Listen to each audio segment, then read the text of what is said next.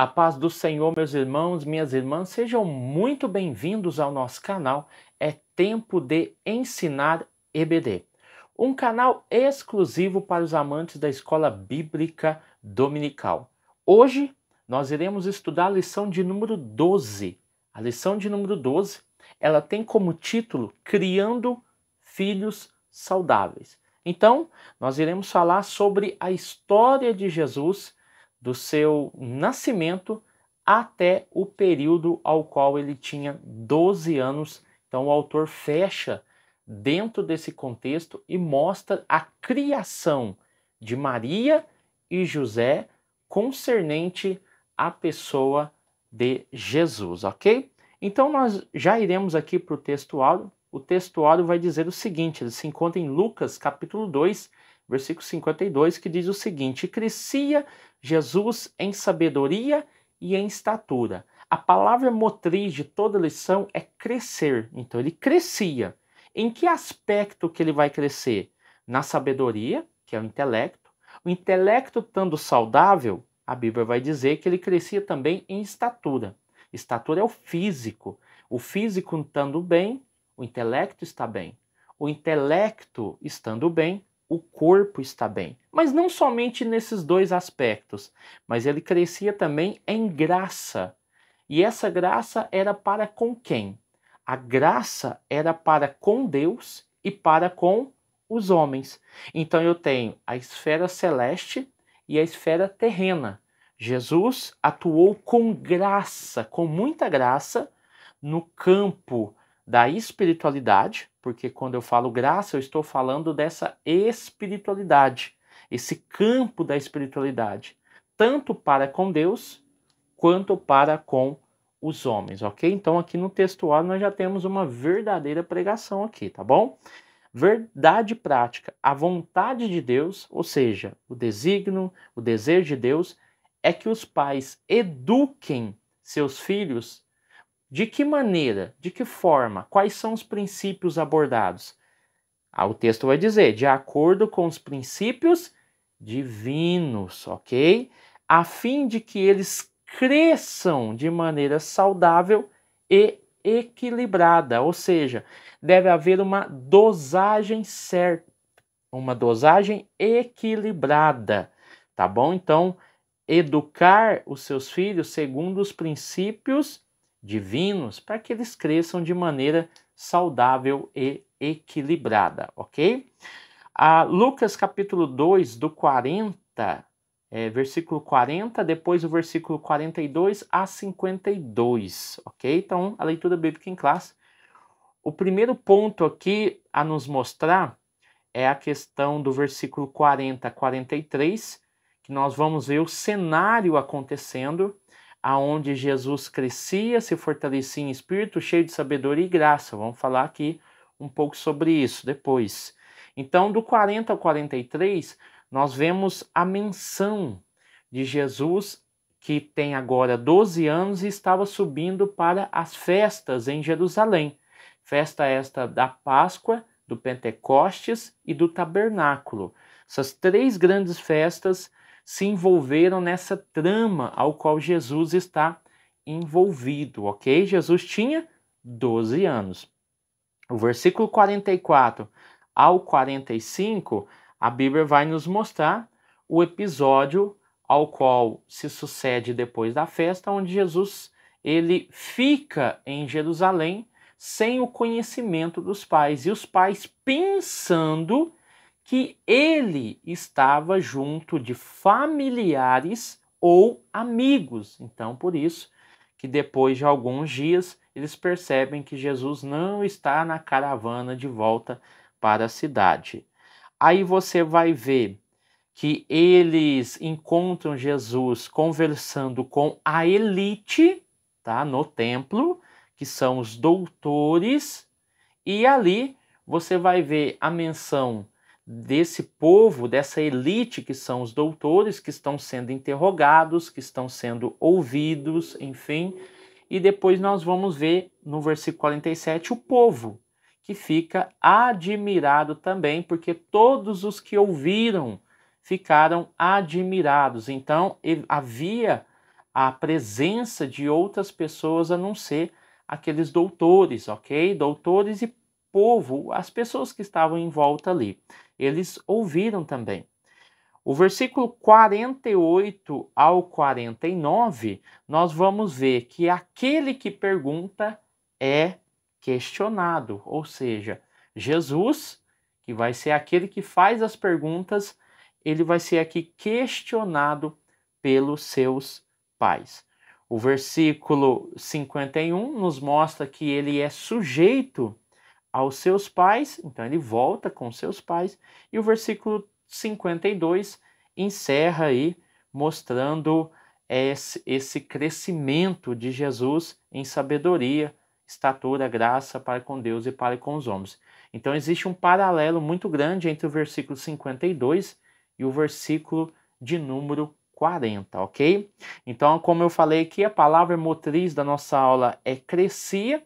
Então, esse crescimento, ele tem formação e tem resultado. Toda formação tem resultados, e nesse resultado ele se fortalecia em espírito, ou seja, ficava forte, cheio de sabedoria e era abençoado por Deus. Isso no versículo 40, ok? Então, toda a formação gera resultado, fortalecendo-se em espírito, ou seja, cada vez ficava mais forte, cheio de sabedoria e era abençoado por Deus. O versículo de número 46 é outro aspecto daquilo que nós estamos estudando aqui, da leitura bíblica em classe.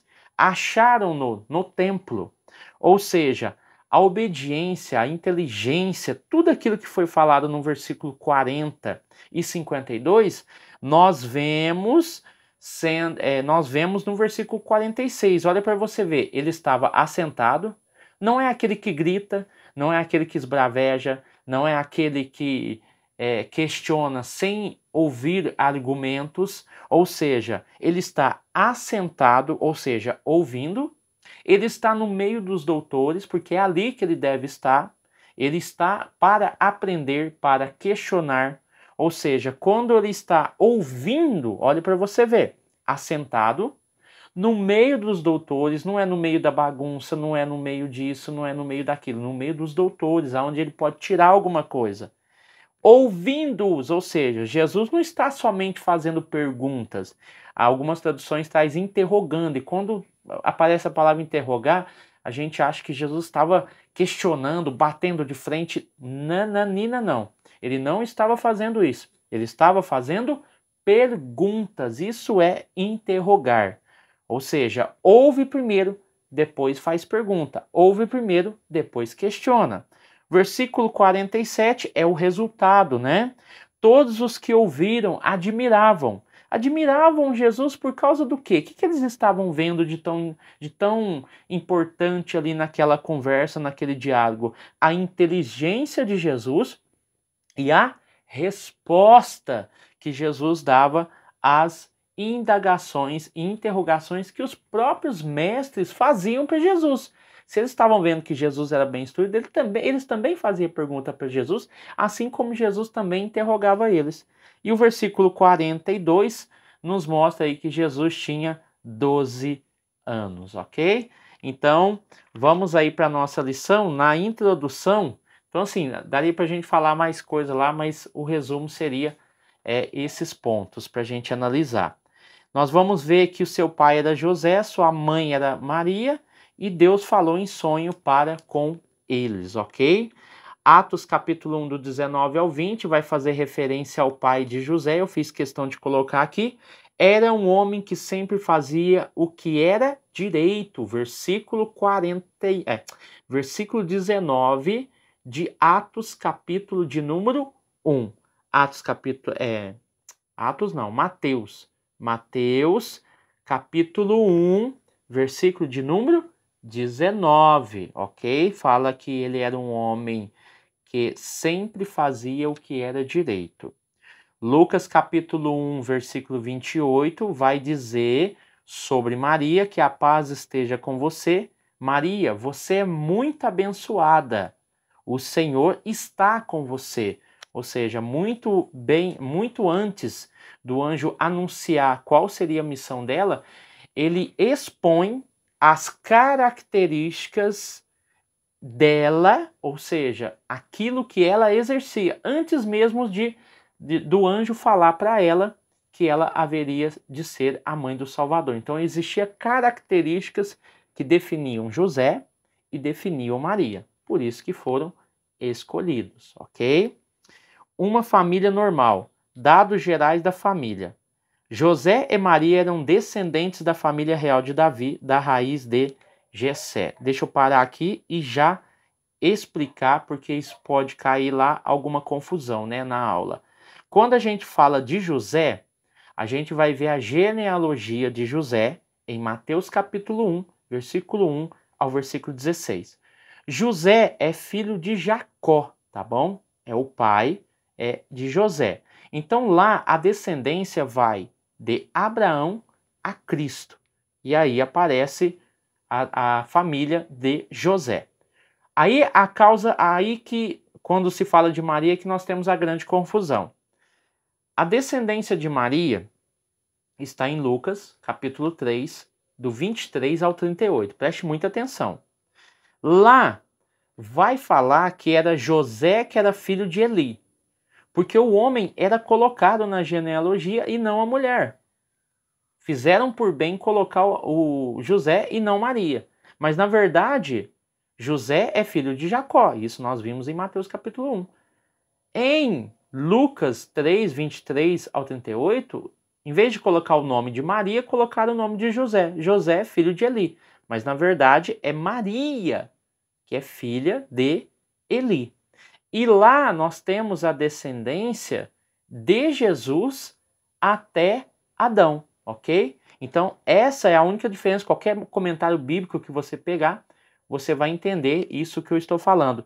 São as duas diferenças entre Mateus capítulo 1 e Lucas capítulo de número 3. Quando vai falar de Maria, o nome de Maria é substituído por José. Aí José fica como filho de Eli. E no caso aqui, José, na verdade, é filho de Jacó, porque isso é apresentado em Mateus capítulo de número 1. Ok? Então nós temos aqui, como o autor mesmo disse aqui, que José e Maria eram descendentes da família real de Davi. Então se você for procurar lá, em Lucas capítulo 3, você não vai encontrar o nome de Maria, ok? Então vamos lá. Entendendo tudo isso, subtópico de número 2, os filhos de José e Maria depois de Jesus. Aqui nós vemos a menção que Jesus foi o filho primogênito de José e Maria, isso nós já compreendemos pelo texto bíblico. Mas em Marcos capítulo 6, versículo 3, há a menção de Tiago, José, Judas, Simão, tá bom? E mais de uma irmã. E suas irmãs moram aqui, né? É o texto lá em Marcos capítulo 6, versículo de número 3, tá? Então, ou seja, fala sobre o nome de alguns irmãos e também fala sobre irmãs que Jesus tinha, ok? Então a Bíblia vai dizer também que havia uma rejeição concernente à identidade e missão messiânica de Jesus, porque até então os pais José e Maria estavam tentando compreender, e nós vamos falar um pouco sobre isso depois. Eles tentaram compreender e muita coisa eles guardavam no coração a fim de uma compreensão melhor no futuro, ok? E Tiago, talvez o mais incrédulo deles, né? Não sendo um dos apóstolos, Tiago realmente não foi, mas se tornou líder da igreja principal em Jerusalém. Atos capítulo 15 vai falar sobre o nome de Tiago, e aqui 1 Coríntios capítulo 15, versículo 7, vai mostrá-lo após a ressurreição de Jesus, tá bom? E aqui o texto deixou bem claro, João 7, versículo 1 ao 5, aparece lá que até os irmãos de Jesus não criam nele. Então nós temos aí um estereótipo, né, da família de Jesus, mostrando a descendência da família José e Maria, mostrando os seus irmãos e mostrando Jesus como primogênito, tá bom? Então vamos lá. O tópico de número 2, o modo de criação de Jesus. Jesus, o filho especial. A despeito de Jesus ter sido especial, José e Maria nunca trataram os demais filhos com desprezo. José e Maria souberam administrar essa diferença sem diminuir os outros irmãos, tá? Então nós vamos ver que Maria era uma mulher muito prudente. Isso é fato, tá? Mas não compreendia 100% o quê? A grandiosa ou a 100% da grandeza da obra de Deus. Até porque, se você for olhar no versículo, deixa eu ver aqui, em Lucas, o versículo de número 19, tá bom? Porque nós estamos aqui no Lucas capítulo 2. Se você pega o versículo 19, você vai ver o seguinte, o texto bíblico falando: e Maria guardava todas essas coisas em seu coração e pensava muito nelas. Então, o versículo 19 de Lucas capítulo 2 nos mostram que Maria guardava tudo o que ela ouvia e o que ela presenciou, tudo em seu coração, e pensava, analisava, todas elas muito bem. O versículo 33, na sequência, o pai e a mãe do menino ficaram admirados com o que Simeão disse a respeito dele. Isso já é o episódio onde Simeão fala sobre o Messias, né? Ele ainda menininho. E o versículo de número 50, e eles não compreenderam as palavras que lhe dizia. Então, se você pega juntamente com o versículo 51 do capítulo 2, e desceu com eles e foi para Nazaré, e era-lhe sujeito, e sua mãe guardava no coração todas essas coisas. Então, são 4 versículos que nos mostram a dimensão e a grandeza dessa revelação. Por mais que o anjo tenha aparecido a José e a Maria, eles ainda não tinham dimensão da grandeza da revelação e da obra e missão do próprio Jesus. Então era melhor guardar em segredo, analisar tudo isso e administrar. Foi isso que o autor nos disse. José e Maria souberam administrar essa diferença sem diminuir os outros irmãos. A questão dos irmãos era somente concernente à crença, porque eles realmente não compreendiam e não iriam compreender que o irmão deles era o Messias. Seria muito difícil. E a incredulidade bateu a porta. Tanto é que eles disseram para ele: olha, por que você não vai para a cidade grande fazer todos esses milagres aí para que o povo vá atrás de você, né? Então, para que você fique famoso, enfim. Então você vai ver que os irmãos de Jesus não tinham, realmente não existia uma rincha, tá? Mas existia uma incredulidade concernente à obra e missão de Jesus que lhe foi confiada. Então vamos lá. A infância de Jesus. Então os pais souberam aí de maneira muito sábia administrar tudo isso. Após nascer em Belém, né, ele foi colocado num coxo para a ração dos animais. Isso foi a forma como ele nasceu, porque os irmãos sabem bem da história sobre o censo que iria acontecer. Então José, como era descendente de Davi, ele e também Maria, eles deveriam ir para Belém, né, a cidade de Davi. E ali acontece toda a trama, né, o drama de encontrar um local, porque Maria estava grávida, ok? Então, depois de 8 dias, José e Maria levaram o menino para circuncisão e lhe deram o nome de Jesus. Na verdade, o nome de Jesus foi um resultado da obediência. tanto de Maria quanto de José. Então não se esqueça isso, os pequenos detalhes. Mateus capítulo 1, versículo 21, vai dizer que o anjo fala a José. Lucas capítulo 1, versículo 31, a Bíblia vai dizer que o anjo fala a Maria. Tanto para José quanto para Maria, o anjo anuncia que esse menino que haveria de nascer deveria se chamar Jesus. Então você vai ver a obediência dos pais concernente às ordenâncias dadas por eles. José, lá no início, quando tentou fugir, né, para que não prejudicasse Maria. Maria, após receber a notícia, o quanto ela foi fiel à questão do enunciado.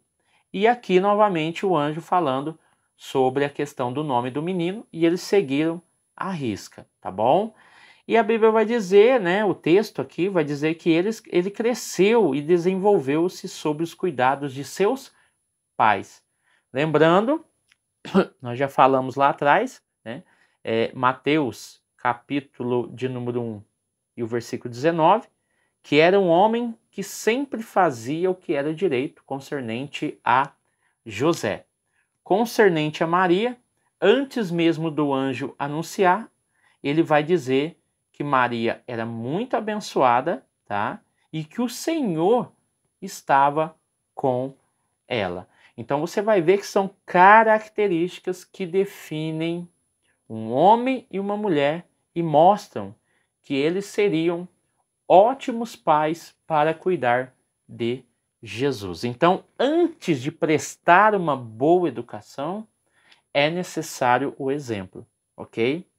Então, o exemplo ele é essencial para que se consiga bons resultados com os seus filhos. Existe aqueles casos isolados em que os pais não foram bons exemplos e o menino foi e é bom exemplo, é um jovem, é um adulto. Mas não se esqueça de uma coisa, ele com certeza se espelhou em alguém. É esse que é o grande problema. Essa que é a grande questão, que por mais que ele tenha feito tudo certo na vida, tenha se empenhado em fazer, em ser alguém, ele se inspirou em alguém. E o certo dos filhos é se inspirar nos pais, na mãe e no pai. Quando ele não tem esse espelho dentro de casa, ele tem duas opções.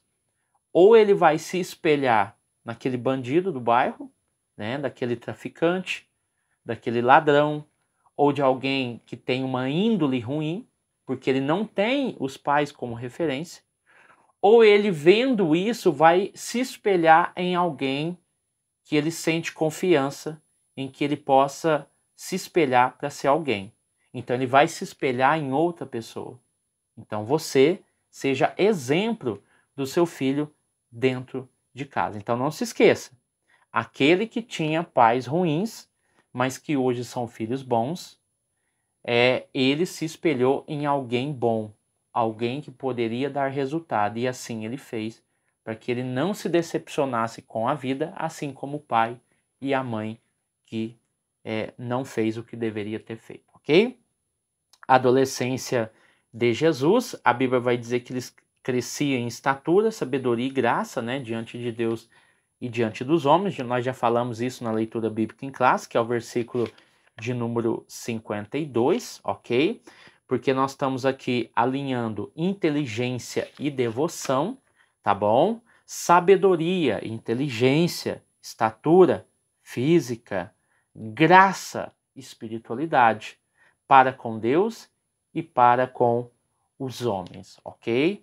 Então, dentro dessa questão está bem definida como Jesus se portava. Não era somente dentro da igreja, não era somente junto com a família, com o pai e com a mãe.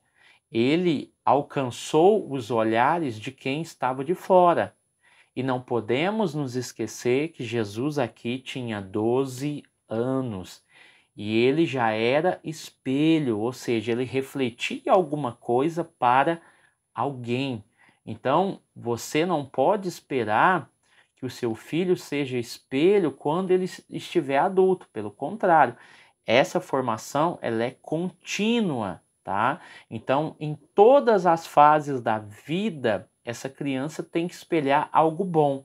Tem muita gente que olha o filho, às vezes o filho não para quieto, é muito bagunceiro, e você olha para ele e diz assim: não, ele é assim mesmo. Não, você tem que dar educação conforme a sua idade. Ele deve ser diferente das outras crianças de acordo com a sua faixa etária. Ele deve gerar resultados de acordo com a sua faixa etária. Então ele tem que estar acima, essa é a ideia da educação, é estar acima daquilo que eles dizem ser normais, ok? Então se esforce, se dedique, trabalhe para que o seu filho seja aí exemplo desde muito pequenininho. Esses dias eu estava no mercado, né, tempos atrás aí, e tinha duas crianças bem pequenininhas mesmo, bem pequena mesmo. E uma criança, olha pra você, eu presenciei, eu tô falando de algo que eu vi, né? Por isso que eu tô falando essa questão de espelhar, de ser exemplo. Você vê uma criança que estava pedindo, não me lembro se era um chocolate, alguma coisa, e ela começou a espernear na boca do caixa, e começou a gritar, e começou a falar alto, e começou a cair no chão e tudo. Um menininho que estava atrás, da mesma idade, do mesmo tamanho, olhou para aquele menininho fazendo toda aquela estripulia lá e bateu no ombro dele e falou assim, e falou para ele, falou assim: calma, a mamãe ela vai comprar, ela vai ver para você, mas não chore, não sei o que, com aquela calma e tranquilidade. Um menino da mesma idade e do mesmo tamanho, ok? E eu lembro que ele falou sobre a questão, ele falou até a questão do dinheiro, né? Que a mamãe não tinha dinheiro ali. Eu fiquei de boca aberta, porque era uma criança falando para outra criança que ela não deveria se comportar daquele jeito. Então, olha para você ver o nível de educação de uma criança que esperneia, que cai para o chão, que quer a todo custo, e uma criança que ela tem as suas emoções, ela tem os seus cuidados, ela também tem seu momento de fragilidade, mas ao ver aquela criança do mesmo tamanho, teve uma atitude totalmente diferente. Falou para aquela criança, né, a questão do dinheiro, que a mãe dele não ia comprar, talvez porque não tinha dinheiro. Então, olha para você ver que nível de educação que essa criança tem. É uma criança feliz, uma criança igual às outras, tem seus desejos, tem sua vontade, mas sabe definir muito bem o que é certo e o que é errado. Então eu achei muito interessante, foi uma experiência do cotidiano, do dia a dia, que realmente me marcou ali naquele dia, ok? Então vamos lá. Participar das 3 festas mais importantes que eu já falei, né? Páscoa, Pentecoste e Tabernáculo, envolvia o quê? Envolvia a religiosidade do lar. Então, o Jesus, assim como uma criança, ele tinha essa religiosidade ativa. Ele via os seus pais indo para a festa e ele participava dessa festa. Então, é muito importante. Às vezes, os pais não carregam seus filhos em determinados locais, momentos, e eu estou falando de local aonde a criança pode ir. Então, a igreja é um desses lugares. Você deve levar, você não deve deixar a sua criança em casa. A escola dominical é fundamental, já que nós estamos falando de escola dominical, às vezes os pais, a criança vai na escola a semana inteira, né? Tem o seu horário, tem o seu momento, mas entendendo que domingo pela manhã é dia da criança acordar, ensinar ela que ela deve ir à escola dominical. Então, eu falo por mim, né? A minha menina, Rafaela, tem 2 anos. Então, todo domingo a gente acorda de manhã, arruma ela e ela já sabe que quando chega perto da igreja, ela já vai direto para a sala dela, né? Tem uma rampa lá e ela sobe junto com a mãe e sabe que ela vai ter um momento da escolinha dominical, tá? Porque ela vai encontrar os amiguinhos e tudo mais. Então, isso faz bem para a criança, faz bem para o crescimento emocional, físico, a moral, a ética, tudo isso é desenvolvido na criança aí quando ela vai para a escola dominical. Se você cria um filho e fica com dó de acordar ele para a escola dominical, você pode ter certeza absoluta. Lá no futuro, não é uma praga, ok? E também não é uma regra. Mas lá no futuro, ele não vai deixar você dormir. Você vai ficar a noite inteira acordada ou acordado esperando o seu filho chegar da balada. Então é melhor acordar ela agora do que ele deixar você acordado amanhã, ok? Então vamos lá. Então, entendendo tudo isso, a Bíblia vai dizer que depois de 3 dias eles o encontraram no interior do templo, conversando e discutindo com os doutores, né? Então, assentado, sinal de obediência, respeito, admiração, né? Ouvindo o que eles têm para falar. Depois, além de estar assentado, ouvindo o que eles têm para dizer e depois interrogando, ou seja, perguntando sobre determinada questão. A juventude de Jesus, dos 12 ao 30, nós vamos ver adolescência e juventude são praticamente desconhecidos, tá? Então, a única coisa, e nós terminamos aqui com o versículo 51, né, do capítulo 2 de Lucas, então Jesus voltou com seus pais para Nazaré e continuava a ser obedientes a eles. Então, Jesus mostrou obediência mediante as palavras de José e Maria concernente a voltar para casa, ok? Então, você vai ver a infância de Jesus, tá bom? Depois a adolescência e a fase adulta. Então, esse período de adolescência à juventude, os textos bíblicos realmente não dizem nada sobre esse período, ok? Então, você vai ver lá em Marcos, capítulo 6, versículo 3, Jesus já com 30 anos e eles dizendo: por acaso ele não é o carpinteiro, filho de Maria? Então, ele tinha uma profissão, né? E depois dos 30, muito provavelmente Jesus sai de casa, né? Como acontece, e os demais irmãos assumem a liderança da casa, entendendo que José já não estava vivo mais. O tópico de número 3, o tríplice desenvolvimento de Jesus: sabedoria, estatura, graça, e nós vamos ver esses pontos aqui, a tríplice. Primeiro, a sabedoria, tá? Eu já falei aqui concernente à sabedoria, 2 versículos são paralelos. Versículo 40 e o versículo 52, tá? E crescia e se fortalecia em espírito, tá? Cheio de sabedoria e graça.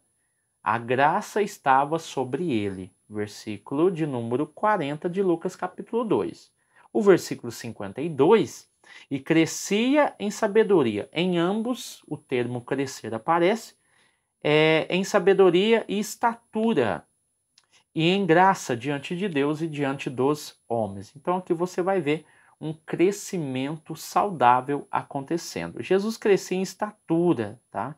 Como já foi falado aqui, nós temos aí um homem de estatura mediana que começa o seu ministério com 30 anos, a idade de um sumo sacerdote, começar o seu ofício.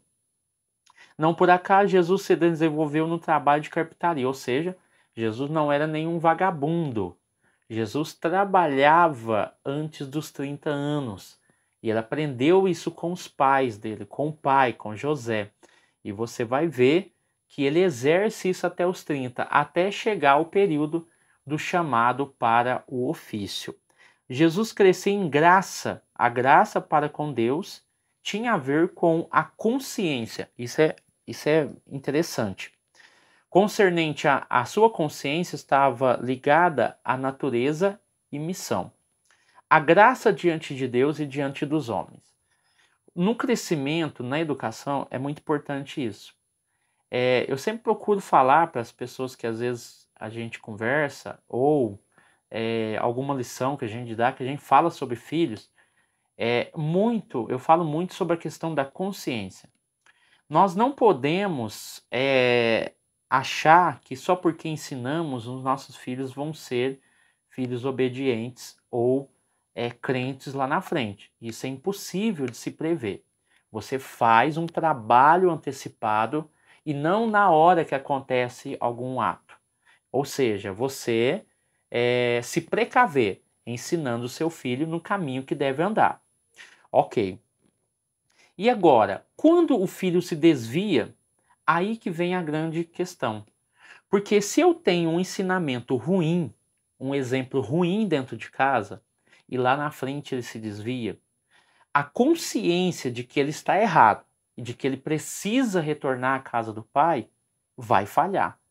Porque se você pega o filho pródigo, a Bíblia vai dizer, e caindo em si, ou seja, tudo aquilo que ele aprendeu, tudo aquilo que ele era, tudo aquilo que o pai ensinou veio à tona. E ele começa a ver, pequei contra os céus e contra o meu pai.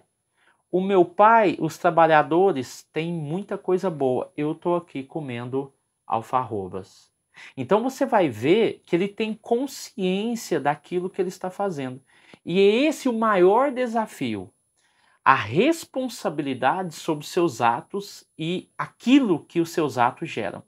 Então, quando você tem um ensinamento que você passa para o seu filho, baseado no exemplo, baseado na palavra de Deus, nos princípios bíblicos, baseado na experiência que você teve, baseado na teoria que você tem para passar para ele e a experiência, pode ter certeza que você vai criar um filho consciente das suas responsabilidades e dos seus deveres. Responsabilidades e deveres civis, ok? E responsabilidades e deveres religiosos. E isso é importante, porque você cria homens e mulheres conscientes do seu papel na sociedade. Homens e mulheres conscientes do seu papel para com Deus. E você cria pessoas capazes de discernir o que é certo, o que é errado. Se eu estou ofendendo, se eu estou magoando ou se eu estou fazendo alguém feliz. Então essa consciência é muito importante. Então lembre-se, ensine o máximo que você puder. Não crie filhos mimados. Não crie filhos que não saibam fazer nada. Não crie filhos ou filhas que não sabem varrer uma casa, que não sabem lavar uma louça, que não sabe ler, não consegue achar um capítulo dentro da Bíblia, que não consegue achar um livro. Você não está criando seus filhos. Você não está criando da maneira como deve criar.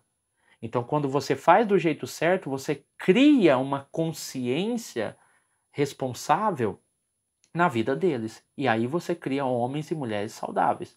Ainda mais com o bombardeio, não vou nem entrar no tema. Os bombardeios que nós temos aí nas escolas, federais, estaduais e municipais. Então, filhos responsáveis são criados por pais responsáveis, ok? As lições importantes, podemos aprender que a educação de filhos cristãos tem a ver com desenvolvimento emocional, social e espiritual.